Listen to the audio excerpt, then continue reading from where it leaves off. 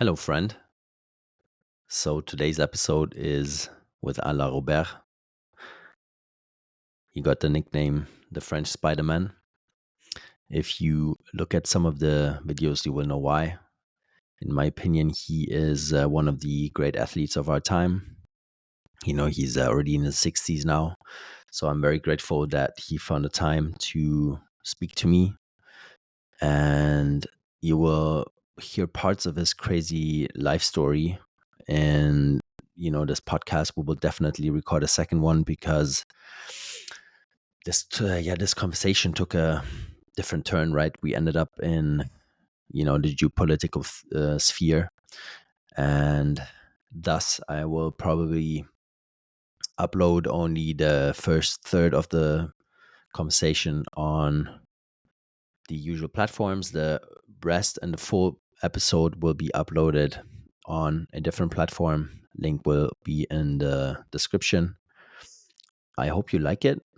And yeah, the life that this man lived is, in my opinion, pretty remarkable. He fought back from a really hefty fall. He completely destroyed his wrists and many other bones in his body. He was diagnosed with 66% disability at the time. And then he fought back and literally climbed back and was the first free solo climber that did a 513D 8B at the time, right? Which is at the absolute cutting edge of human possibility at the time. So yeah, hope you enjoy that small part of the conversation on Spotify and YouTube. And if you want the full conversation, as I said before, please tune in on the other platform. Yeah, since we try to keep that podcast up and alive for a while, and we don't want to get flagged or strike down, or how it works in media these days. So I hope you like it. Please leave a thumbs up and rate the podcast if you haven't already. If you enjoyed this episode, share it with a friend. It will help us a lot. We don't run ads on this yet. Probably won't do it for a long time. So, word of mouth is what we rely on. So thank you for, helping us on that end. So let's jump right in. Bonjour, Alain. Bonjour. I don't even know your first name. It's Max. Max. Oh, Max. Yeah. Bonjour, Max. Perfect. Yeah. So, to me, like, you are one of the greatest athletes of our time. And you've been climbing for more than 50 years. You've mastered the mindset game, especially after your comeback. It was, absolute destruction, pain, coma, right? 66% disability. And from that, you came back to climbing the first free solo, or 8B, I think it was, right? Yeah. That's right. This the accident, the bad one, because I got few, but the very worst was in September 1982, and I was condemned to never climb back. They found me 66% disabled.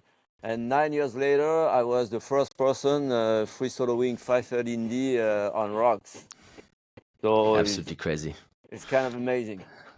Yeah, perfect. We'll talk about that in more detail a bit later, I would say. But I heard you talk about never fitting in another interview, like also climbing, right? Like you said, you didn't fit in with the people from the south or with the people from the north. Was that also the same in your childhood? Like, did you have a feeling like that you never fit in with the rest? Well, looks like, as a young boy, I was afraid of everything. I was afraid of height. I guess I was afraid of falling and dying, of course. And then, I had the feeling that maybe it was just a dream, and being courageous maybe wasn't for me.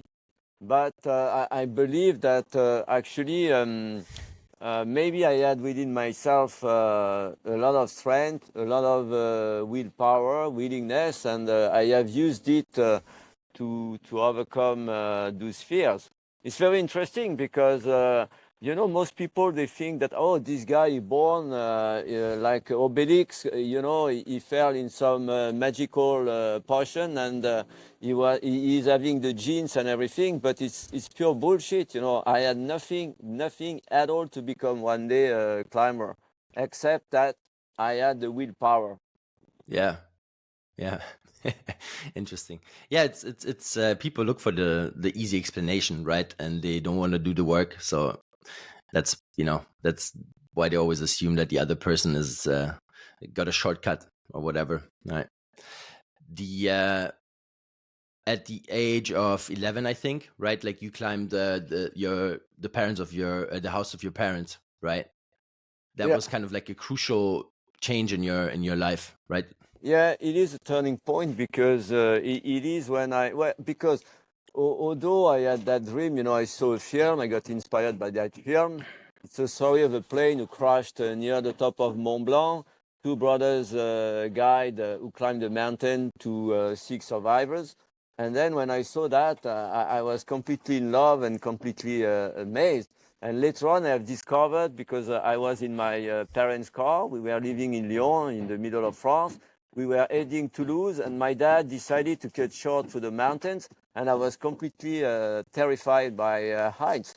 I had the feeling that the car was falling any time and that was going to be swallowed by the precipice. So it's kind of, my heart was kind of broken and my dream was completely destroyed. It's only like later on, maybe a year later, that I was at school. There was some missing teachers. Then I went back far too early, and then realizing that I didn't have my key. At that time, my parents were living on a building on the 7th floor, and then I don't know. I was in a mine too, and I did think, okay, let's try to do it. I knew it wasn't going to be really difficult because I have studied this building quite a lot. Although I knew that most likely I was never going to climb it, but every now and then, I was like dreaming, watching, and it was just like going from one balustrade to another one, so like 7 times like that, so no big deal. But at least I had overcome something that was really crucial in my life, because it is actually how everything has started. Yeah. So and then you kind of grew up in an area where you didn't really have like that much opportunity to learn climbing, right? And it's not actually that there wasn't, because there was mountains, there was Vercors and Ardèche on both sides, but the problem is back in the days nobody was climbing. People now, they are living in an area of time which everybody is more or less climbing. There is climbing walls, everything. Back in the days, there was no such a thing. Yeah, true. Yeah, it was a different point in time. People, they didn't even know that actually some people could climb. We didn't know about it. Yeah, it seemed like it's out of this world. It's kind of interesting to put it back into our old perspective and not thinking like now, young generation, they think that internet, there was always everybody had always a camera, a GoPro, a drone, all that shit, but it just didn't exist. Yeah, true. Yeah, even my generation, I saw the switch from like a mini disc or disc player, right, to the iPhone. Like that was the big change in time, I think. Interesting. Yeah, and then between 11 and then 15, 16, you started climbing with that other guy. I became like a Boy Scout. Yeah. And then, but the guy was the chef. He felt also the same need as me to climb. So together, we have climbed like for not that long actually, like for 2 to 3 years. Okay. And then is that when you kind of went into reading books and like learning about climbing? Was that the same time? Oh yeah. Meaning we didn't have any experience, both. So we were learning, books like Bonatti, like De Maison, like Gaston Rebuffat. And actually, this is how we have discovered a little bit how the thing was working. Because at the beginning, you don't really know how it works. It's just like if nobody is teaching you, a few years back, I was hardly knowing that it was even possible and to climb whatever. Then it's just like suddenly, yes, there is something, but there is you are just having a book. So it's kind of weird. Yeah, crazy. Yeah, because this whole world opens up all of a sudden, right? And you don't really have anyone to ask how it works.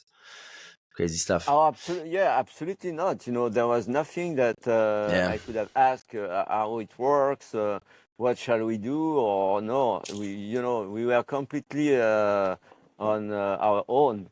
Mm. Crazy. And then in 78 was the first time you climbed Verdun. Was that the first kind of big one for you? Among the big one, but I was also climbing in Vercors, like Prel. It's like about 300 meters cliffs. Artian, it's like a bit more than 400 meters. So no, those were tall cliffs as well. Not as known and as famous as Verdun back in the days. Meaning Verdun was a kind of mecca for the climber, starting from 1978. Okay. So you were basically amongst the first to kind of, go through that whole phase. Yeah, very interesting. Yeah, that was like a few days ago. There was on the French TV, they made a documentary film, and this is the profit of climbing. Okay. So then there is guys like me it's about free soloing, but also Patrick Edlinger, Patrick Béraud, all those people who made the beginning of the climbing history. Well, the sport one, actually. Yeah. And then at 19, you had 2 accidents, right? In the same year, basically. Yeah, 1982 was a kind of a bad one. The first one, I fell from 15 meters, but quite a straightforward fall. So I had several fractures, but not really bad. So it took me like 6 or 7 months to recover, to come back to my previous level of difficulty. And then end of September 1982, that was a bad one. I fell from 20 meters at first. And the problem is I landed on my wrist on some limestone slabs at the bottom of the cliff. Then both wrists have completely exploded, tearing apart my skin, my flesh. I lost a lot of bones. Fortunately, my forearms did work as a shock breaker. So they have absorbed a lot of strength. So I have broken as well both elbows. I have destroyed one of the nerves that is still affecting me a lot, because those two fingers are not very working. There is not much sensation. And another nerve has damage. I don't have any strength if I'm trying to do a pinch with my right hand.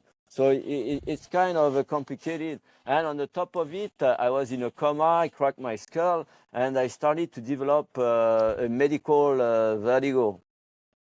So, it's kind of a faith. But deep down, what took me by surprise is that although it took quite a long time, and although I was condemned that I was never going to be able to climb back, I got expertised by the social security system, and they found out that I was 66% disabled, and they said that climbing was completely over.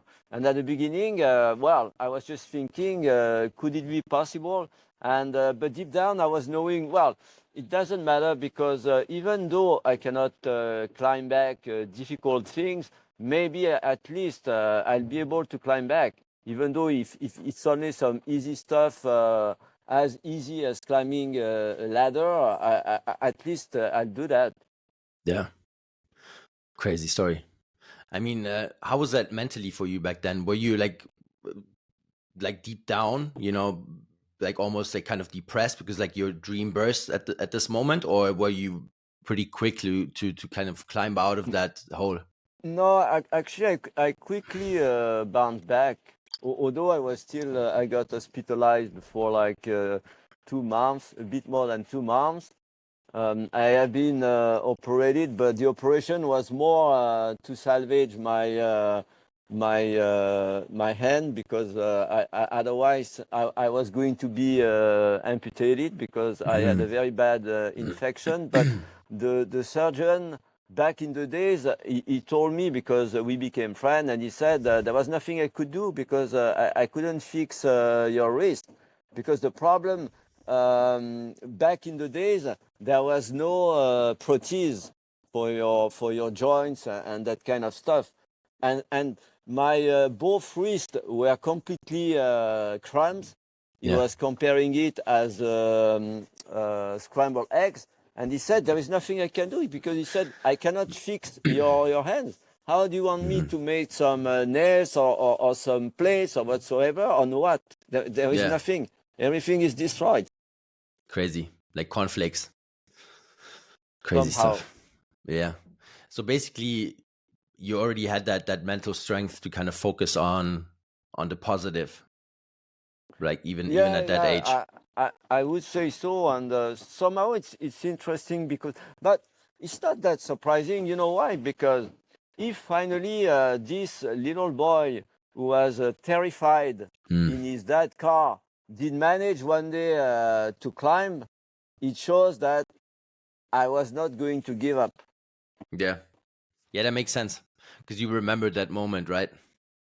I knew, because I know, because I was recalling, when I was at the hospital, and I was recalling from the beginning and all the way now, as I was lying on a bed completely destroyed, without being able to walk and using my arms. Then deep down, I already knew that for me it wouldn't be over. I just didn't know exactly what I would be able to do, but I knew it was not over for sure. Yeah, super interesting. How was that financially for you back then? Like, because did you have sponsors already, or was that unthinkable at the time? I had only a material, but in France, when you're having such a bad accident, the social security system is covering your expenses. Meaning, with such a bad accident, I got like maybe 3 years without having to work and being fully paid. Yeah. So, money was not an issue. And I was discussing with the surgeon, which along the way became my friend. And he was completely understanding. And he was completely, he was amazed, because he just thought that how on earth you can climb back? How on earth it's possible? Yeah. Well, that's the remarkable thing, like that's the heart of an athlete. Like, if you know, right, deep down what you want to do, it doesn't matter like what the obstacle is, you will find a way. Yeah, no, deep down, there is plenty of people who have experienced very bad accident or very bad disease, and surprisingly, they are now doing amazing stuff. Yeah. More like doctors, they are very, everything is based on the average, and also what they are learning when they are doing university. They are not learning about guys like me. They are learning about the average people. So I remember, because I met many surgeons, and my favorite one, the one who became my friend, was really the top one, specialized on hand surgery. Sometimes, even though I had like 15 stitches, he was telling me, it's okay, you can climb. It's not going to break it. But if I was telling that to another surgeon, it was like what this surgeon told you is completely wrong and crazy. Except that the one I am telling you, he was a top surgeon and specialized on hand surgery, not a normal osteopath who is only doing basics. So yeah, true. but that's a problem of the it system. shows that even among doctors, they're having a different point of view. We saw it during the COVID. The COVID is very interesting because all of those top epidemiologists and everything, they knew exactly what they had to do, but the basic doctors and those ministers, they were exactly stating the opposite. And until the people they got completely lost. Yeah. Then people they got completely fooled by the machine. Yeah, it's if you don't understand the topics in depth, you can easily be fooled, right? It's always I was now Professor Raoult is back on track. He's I think he's retired, but now he's again invited because he just wrote a book and he's explaining how things became completely crazy and how everything went completely under control, mainly because of I am in Indonesia, in Bali. Nobody really cared about COVID. I never wore a mask when I was here. Yeah. You're still alive. I'm still alive, yeah. I was just thinking, well, fuck, with all the accident I have had, all the fight I have led to come back, then I would be a little bit surprised if a flu was killing me.